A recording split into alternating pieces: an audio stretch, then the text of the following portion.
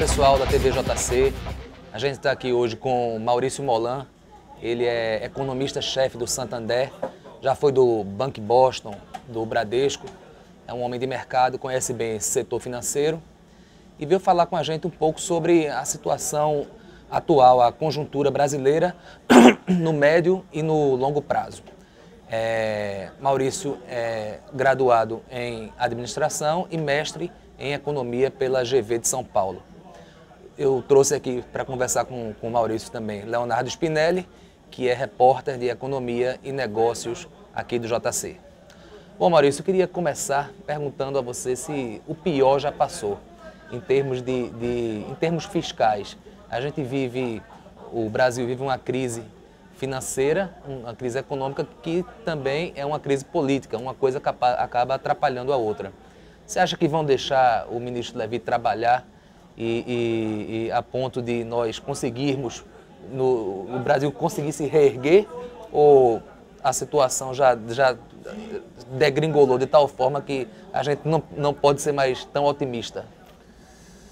Olha, muito obrigado pelo convite aqui, pela oportunidade de apresentar aqui a visão do Banco Santander sobre a economia. Tive a oportunidade de vir aqui a Recife, graças ao convite do Lide Pernambuco para o Jantar Debate. E em relação ao tema, se o pior já passou, eu acho que a gente pode dividir o tema em dois, né? No que se refere ao aspecto político, me parece que o pior já ficou para trás, sim. Mas em relação ao aspecto econômico, a gente vai ainda passar por uma fase de deterioração bastante substancial dos dados de atividade econômica com impacto social relevante na forma de aumento de desemprego. A boa notícia é que, como a gente encaminhou a questão política, no sentido de que aparentemente o Poder Executivo e o Poder Legislativo chegaram a um certo consenso em relação às medidas de austeridade e aumentando assim as chances de aprovação das medidas de redução de gastos, isso significa que o ministro Levi vai poder ter mais liberdade e ter mais instrumentos para fazer o seu ajuste fiscal. Fazendo o ajuste fiscal, quanto mais cedo a gente consiga fazer o ajuste fiscal, mais cedo a confiança é retomada e mais cedo a economia se recupera também. Com relação à inflação, a gente pode esperar, o pior já passou também, ou ainda a gente vai ter uma pressão inflacionária nos próximos meses e anos, enfim? Do lado econômico, o pior ainda não ficou para trás, né? Tanto em termos de atividade econômica, de crescimento econômico, quanto, por exemplo, em termos de inflação também, né? A gente vai ter um aumento de preços, aí, uma inflação anual que deve chegar a superar 8,5% até agosto, setembro, mais ou menos, né? Estourando a meta. Já estourou a meta, já está acima do limite superior da meta, a meta é 4,5%. Há muito tempo não se via isso, né, Maurício? Há muito tempo não se via uma inflação tão alta. Você tem aí a pressão dos ajustes de preços administrados e o repasse do câmbio, né? E mais para junho, julho, você tem ainda novas rodadas de aumento de tarifas de energia elétrica na região sudeste. Tudo isso vai seguir puxando a inflação para cima. Mas aí a gente chega perto de 9, o que deve ser o pico lá no terceiro trimestre desse ano. A partir daí a gente deve começar a ver uma melhora. Tecnicamente a gente pode considerar esse um quadro de estagflação, ou seja, crescimento baixo ou praticamente nulo, associado a uma inflação, não falo descontrolada, mas uma inflação preocupante? É um bom tema esse. A estagflação é caracterizada por um crescimento muito baixo, por uma falta de crescimento, com uma inflação elevada, mas num período longo, né? Então é claro que esse ano a gente vai ter uma contração do PIB com uma inflação elevada.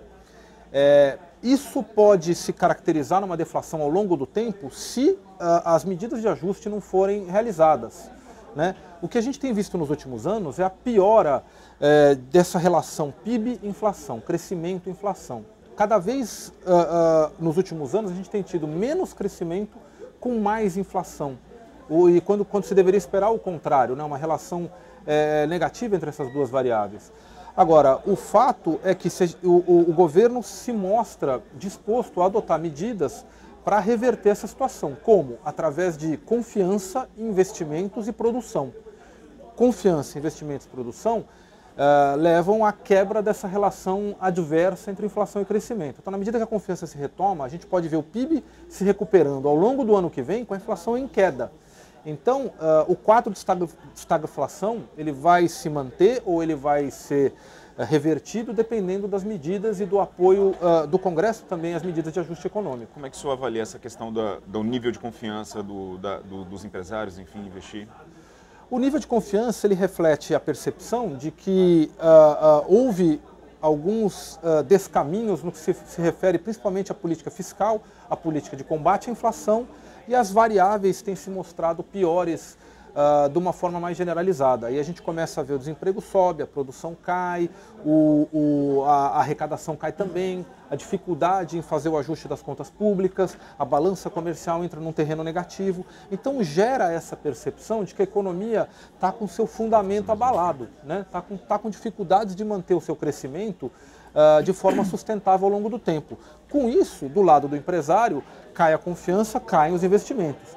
Do lado dos consumidores, se reduz também as perspectivas. Na medida que eles percebem que você está tendo uma deterioração das condições econômicas, aumenta o medo de ficar desempregado, aumenta também essa propensão a poupar e reduz o consumo, que agrava a recessão no primeiro momento. Maurício, de que maneira o Brasil pode aumentar sua taxa de investimento? A taxa de investimento do Brasil ainda é muito baixa comparada a países dos BRICS, os emergentes, que geralmente são comparados com a gente. Já está provado por A mais B que crescimento do PIB calcado exclusivamente no consumo das famílias não se sustenta. Não se sustenta. Na sua visão, como é que a gente poderia aumentar a taxa de investimento para que o crescimento pudesse ser mais sustentável? Essa questão tem dois temas relevantes. Primeiro é a taxa de poupança. O brasileiro poupa pouco. A poupança doméstica do Brasil é muito baixa. Por isso que toda vez que a gente começa a aumentar o investimento, há um desequilíbrio das nossas contas externas. Poupamos pouco, por quê? Seja porque talvez a renda seja historicamente muito baixa, exista aí um consumo reprimido, mas também existe uma parcela relacionada ao setor público. O setor público poupa muito pouco. Ele recolhe da economia cerca de 35% do PIB na forma de impostos e investe não mais do que 2% do PIB. A maior parte da arrecadação ela se transforma em consumo do governo e não em investimentos. Então, a grande saída aí seria o governo poupar mais, o governo alocar uma parcela maior do que ele arrecada para investimentos e poupança do que para consumo. E outra parte da resposta está relacionada à propensão das empresas de investir. Isso tem a ver com eficiência do investimento, fundamentos da economia, infraestrutura, educação, produtividade, inovação, tecnologia, tudo isso também que tem a ver com políticas públicas no sentido de tornar uma economia mais produtiva e mais competitiva. O problema é que nos últimos anos a gente teve um aumento substancial do custo unitário do trabalho. A competitividade piorou muito. Isso desincentiva as empresas a investir, ao invés de aumentar a propensão delas ao investimento. Agora, a inflação tem um efeito sobre os juros, né? A inflação alta, você tem que aumentar os juros e os juros também atrapalham essa questão de investimento, né? De fato, de fato. Então, na medida em que se tolerou uma inflação elevada por muito tempo, agora a gente fica numa situação um tanto quanto esdrúxula de ter que elevar a taxa de juros enquanto a economia caminha para uma recessão.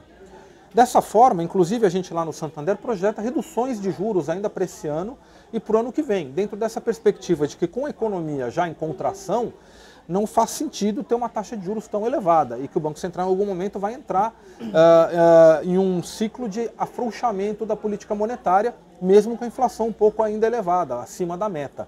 Mas é o que dá para fazer nesse momento, né? O Santander prevê o que para o final desse ano, em termos de PIB, inflação e juros? A economia deve apresentar uma contração, na nossa visão, de mais ou menos 1,5 pontos percentuais, deve apresentar uma inflação de 8,5%, a taxa de câmbio a gente prevê estabilizando aí ao redor de 3,20. 3,20. E a Selic a gente prevê um retorno para um patamar ao redor de entre 11,5 e 12, algo como 11,75 mais ou menos, dentro dessa visão, ao longo do segundo semestre, de que a fragilidade da economia brasileira será tamanha que não faz sentido manter uma taxa de juros tão elevada. Eu queria conversar também regionalmente, quer dizer, o Nordeste, até o ano passado ele se descolou, né, do crescimento, quer dizer, o Brasil estagnou, e o Nordeste chegou a crescer até mais de 3 pontos, aí, segundo o Banco Central. O senhor prevê esse descolamento também para esse ano, o Nordeste? Como é que o senhor avalia o Nordeste daqui para frente? Eu acredito que o Nordeste deve ter um desempenho melhor que o PIB nacional, bem melhor. Durante algum tempo, o Nordeste foi muito beneficiado pelas políticas de transferência de renda do governo. Mas para os próximos anos, eu acho que tem dois fatores que vão jogar muito a favor. A produção agrícola do Nordeste está crescendo a um ritmo... A expectativa de crescimento da produção agrícola é muito forte para o Nordeste, produção de soja e milho com crescimento ao redor de 30%. E também o setor industrial mais importante do Nordeste, relacionado ao ramo alimentício, sofre menos nesses momentos de crise. O que tende a sofrer mais é a produção de bens de capital, produção de automóveis, esses setores tendem a ser mais prejudicados. Mas nesse sentido, a parte agrícola, a indústria mais relacionada ao ramo alimentício e ainda os ganhos provenientes do salário mínimo proporcionam oportunidade para que o Nordeste cresça mais do que a média do Brasil. Então, o Nordeste ainda continua bem na fita? Acredito que sim, mas vai sofrer também. O Nordeste melhor, mas também com um crescimento muito mais modesto do emprego e aumento de desemprego e também todas as variáveis de atividade econômica bem mais fracas que nos anos anteriores, mas melhor que a média nacional. Ok, Maurício, já recebi a sinalização aqui para a gente encerrar. Eu agradeço a sua presença aqui. Maurício, que vai participar logo mais à noite do almoço, do jantar debate do LIDE Pernambuco. Veio aqui no JC, falou com a gente sobre várias questões envolvendo a economia nacional e, como bem colocou o Leonardo, a economia local também. Muito obrigado e até a próxima. Eu que agradeço essa oportunidade de estar aqui. Obrigado a todos e boa sorte. Vamos torcer para melhorar. Boa sorte para nós. Obrigado. Obrigado.